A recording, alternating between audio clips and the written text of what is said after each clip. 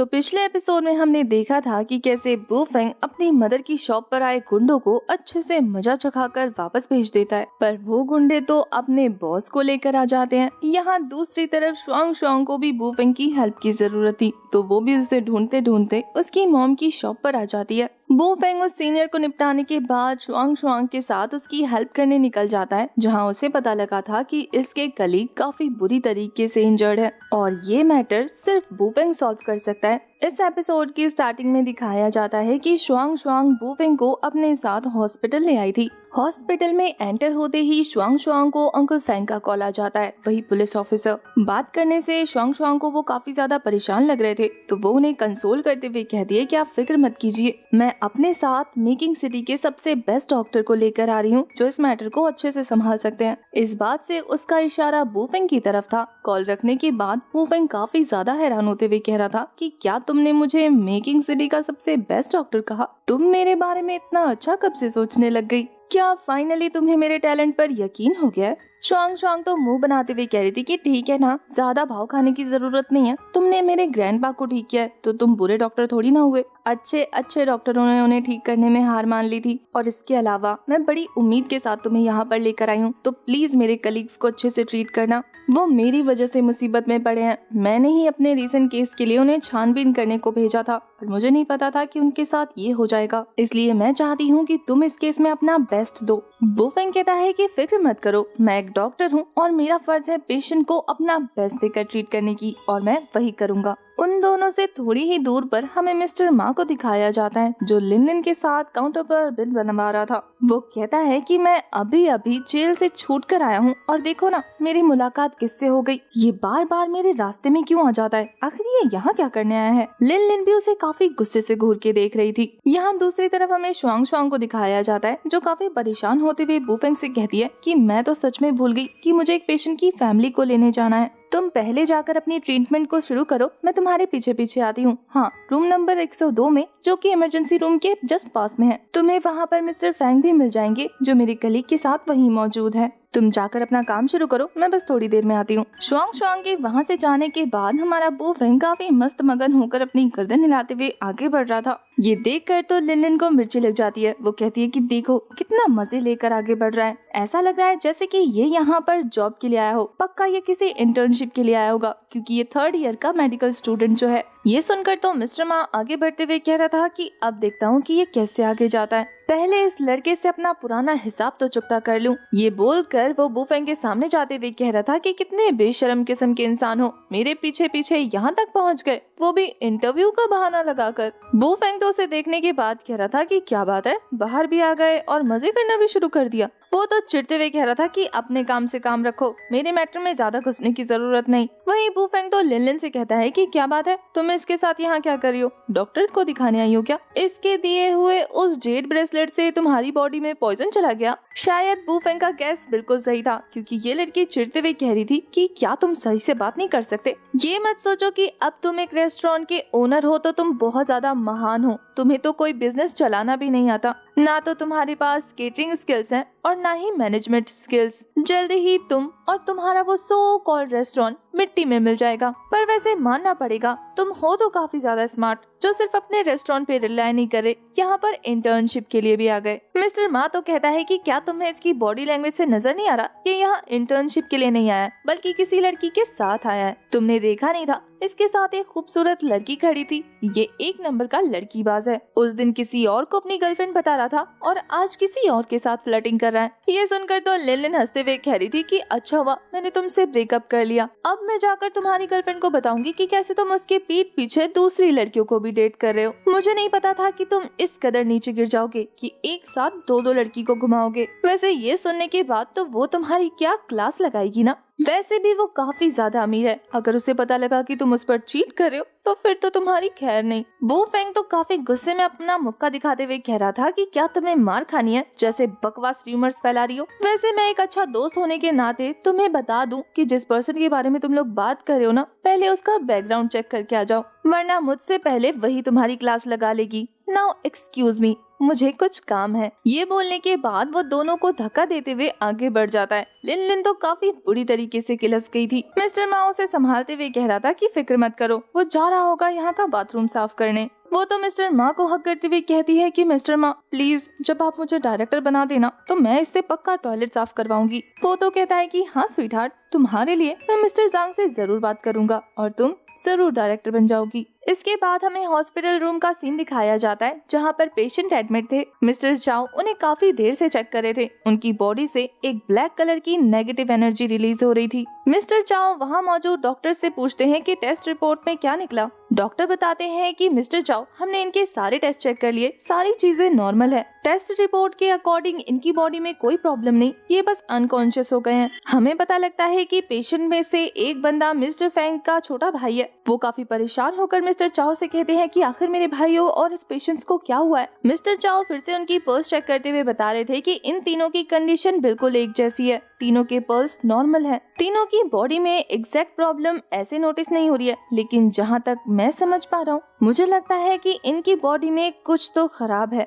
Mister Fang बहुत ज्यादा परेशान होते हुए कह रहे थे कि खराब से आपका मतलब क्या है मिस्टर चाओ। मिस्टर चाओ बताते हैं कि मुझे ऐसा लगता है जैसे कि इनकी बॉडी में कुछ इविल मौजूद है, नेगेटिव एनर्जी जैसा कुछ। हो सकता है इनकी बॉडी में कुछ ऐसा गया है जो टॉक्सिक गैस को प्रोड्यूस कर रहा हो। लगातार गैस के रिलीज होने की वजह से मुझे लगता है कि शायद ये लोग कोमा में हैं। मिस्टर फैंग एक पुलिस थे तो उन्हें डॉक्टरी की भाषा कुछ भी समझ नहीं आती। वो कहते हैं कि छोड़िए, आप बस मुझे इतना बता दीजिए कि आप इन्हें ठीक कैसे करने वाले हैं। मिस्टर चाओ बताते हैं कि टॉक्सिन को बॉडी के अंदर एंटर करने से पहले रोका जा सकता है, लेकिन उसके एंटर होने के बाद मुझे कोई रास्ता नहीं पता कि उसे कैसे क्योर करते हैं। वैसे अगर मैं एंशिएंट ट्रेडिशनल बुक के अकॉर्डिंग चलूं तो कुछ रास्ते हैं, पर बीते कुछ सालों में एंशिएंट मेडिसिन ने अपनी जगह खो दी है, जिससे वो सारे के सारे दस्तावेज डिस्ट्रॉय हो गए हैं। वैसे इसके अलावा मुझे ये भी डर है कि कहीं इस तरीके से लगातार कोमा में रहने की वजह से इनको हार्ट अटैक ना आ जाए। ये सुनकर मिस्टर फैंग काफी घबराते हुए कह रहे थे कि मिस्टर चाओ, आप तो एंशिएंट मेडिसिन के परफेक्शनिस्ट है ना, आखिर आप ऐसा कैसे कह सकते हैं? कुछ तो कीजिए प्लीज,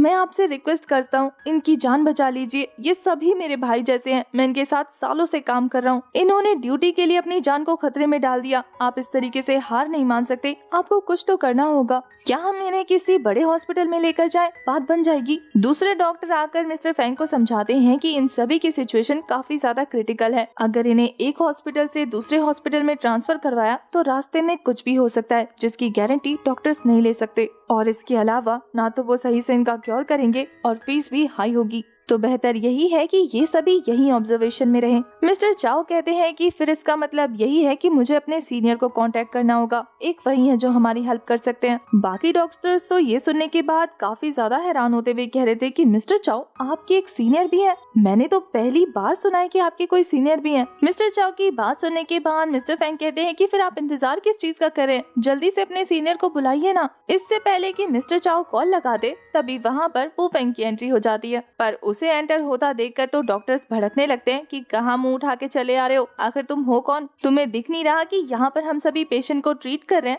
वू फेंग तो कहता है कि मैं यहाँ पेशेंट्स को ट्रीट करने ही आया हूँ, मुझे शुआंग शुआंग ने यहाँ पर भेजा है उसके कलीग्स को चेक करने के लिए। ये सुनने के बाद वो डॉक्टर्स भड़कते हुए कह रहे थे कि तुमने सही से अपने सर के बाल भी नहीं उगाए और चले हो डॉक्टरी करने। यहाँ पे कोई मजाक नहीं चल रहा, बहुत सीरियस सिचुएशन है, इसलिए दफा हो जाओ यहाँ से। मिस्टर फैंग वू फेंग को पहचान गए थे। वो कहते हैं कि जूनियर ब्रदर, तुम अभी यहाँ से चले जाओ, मैटर बहुत ज्यादा सीरियस है, हम लोग पहले से ही काफी ज्यादा परेशान है, इसलिए हमें और परेशान मत करो। उन सभी की बकवास सुनने के बाद मिस्टर चाओ गुस्से में चिल्लाते हैं कि क्या बकवास कर रहे हो, मुंह बंद करो सब अपना। वो डॉक्टर तो वू फेंग से कहता है कि देखा मिस्टर चाओ भी तुम्हारी वजह से कितना गुस्सा हो गए, वो चाहते हैं कि तुम यहाँ से बाहर निकल जाओ, वरना अब हमें सिक्योरिटी बुलानी पड़ेगी तुम्हें निकालने के लिए। मिस्टर चाओ गुस्से में कहते हैं कि मिस्टर जांग, मैं आपसे बात कर रहा हूँ, ये मेरे सीनियर है और तुम किस तरीके से उनसे बात कर रहे हो, खबरदार अगर दोबारा इस तरीके से उनसे बात की तो। सीनियर वर्ड सुनने के बाद तो मिस्टर जांग की हालत खराब हो जाती है। वो काफी शौक होते हुए कह रहा था कि मिस्टर चाओ, ये आपके सीनियर है? ये छोटा सा कॉलेज स्टूडेंट बॉय आपका सीनियर कैसे हो सकता है? पर मिस्टर चाओ तो वू फेंग को ग्रीट करने लगते हैं कि सीनियर आपका स्वागत है।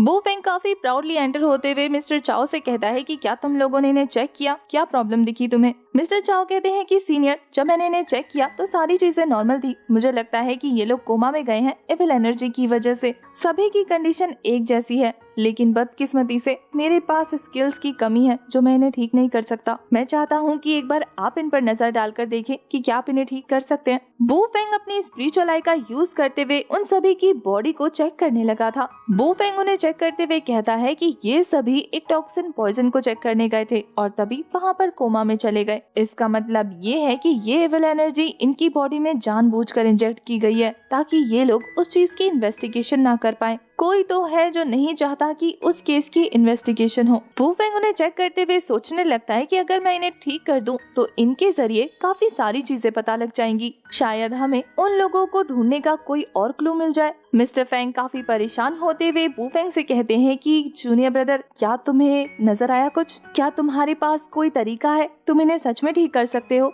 बू फेंग मिस्टर फेंग को अपनी एक्यूपंक्चर किट पकड़ाते हुए कह रहा था कि जल्दी से इन नीडल्स को डिसइंफेक्ट करके लेकर आओ, मैं अभी इन्हें ठीक करता हूँ। मिस्टर चाओ तो मिस्टर फेंग को रोकते हुए कह रहे थे कि सीधे खड़े रहो, तुम्हें नहीं आता ना, मैं करके दिखाता हूँ। और अब सारे चुपचाप खड़े होकर ये देखो कि मेरे सीनियर कितने ज्यादा स्किलफुल हैं और कैसे इन्हें ठीक करते हैं। मिस्टर चाओ बू फेंग को लेकर बहुत ज्यादा कॉन्फिडेंट थे। थोड़ी ही देर में मिस्टर चाओ सभी नीडल्स को डिसइंफेक्ट करके बू फेंग को लाकर देते हैं। बू फेंग तो वो नीडल्स लेकर अपने काम में लग गया था। वहीं ये दूसरा डॉक्टर मिस्टर चाओ से कहता है कि क्या आपको इस छोटे से बच्चे पर यकीन है? क्या हमें इसे इतने सीरियस पेशेंट्स को चेक करने देना चाहिए, क्योंकि ये अभी भी 20 साल का लगता है। इस लड़के को तो सही से मेडिसिन के नाम भी नहीं पता होंगे और हम इसके आगे इतना सीरियस केस रख रहे हैं। उस डॉक्टर को बू फेंग के खिलाफ इस तरीके की बातें करता देख मिस्टर चाओ काफी भड़कते हुए कहते हैं कि क्या बकवास कर रहे हो तुम? आखिर तुम्हें पता भी है कि तुम किसके बारे में बात कर रहे हो? मैं इन्हें सीनियर कह रहा हूँ तो इसका मतलब ये है कि जरूर ये कुछ मायने रखते हैं। तुम्हें क्या लगता है कि मैं किसी अरे गहरे अननोन पर्सन को सीनियर बना लूंगा अपना?